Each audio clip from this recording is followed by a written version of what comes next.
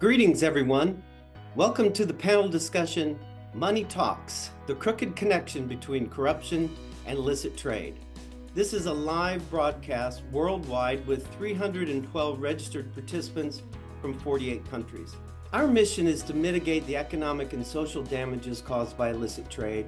And today we're going to dig into the role that corruption plays in facilitating this problem. Yes, well, thank you, TRACIT. It's marvelous to be invited to this plenary and to open the session with a keynote. I'm very honored.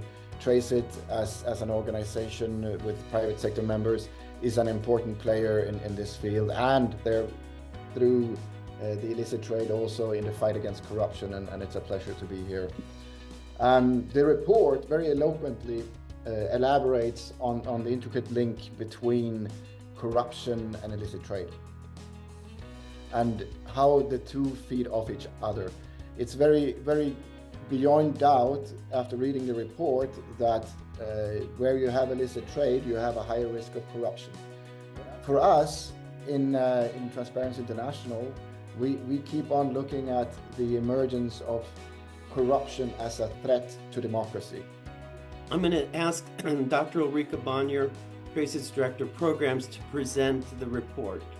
Some of the key findings in this report are that first, corruption is emergent in every economic sector where illicit trade occurs. And then secondly, that corrupt actions are often common across sectors, such that corruption in one sector is emulated in other sectors. And allow me to start by congratulating you and Ulrike and your team for this fascinating report. That is really an interesting read. So at OECD, we stand for open markets and a rules-based international trading system. And rules-based already suggests that illicit trade and corruption is not something that fits into such a system. So understanding the importance of corruption and illicit trade, how it works, and you are telling us with this report that the two go hand in hand, is important to understand how we can combat it.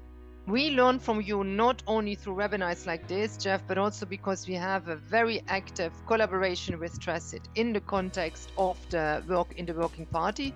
It makes complete sense to strengthen that collaboration even more, in particular after having heard from you.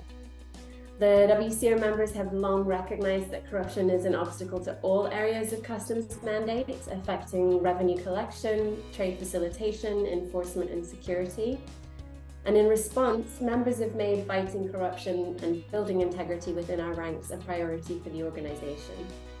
And as illicit trade and addressing illicit trade is extremely important for the work that we're doing, I think this report is really important for us to, one, focus on the aspect of corruption and the way that you tie those two together in the various sectors, some sectors that are very important for us in ways that we're trying to tackle to effectively and efficiently address that illicit trade in some of these priority sectors here is really timely. Illicit traders integrate corruption into their business model, and it contributes to 1 in 4 alcohol bottles globally being illicit. Our key competitor, particularly in developing countries, is an illicit trader who doesn't play by the rules and creates an unfair competition at the market.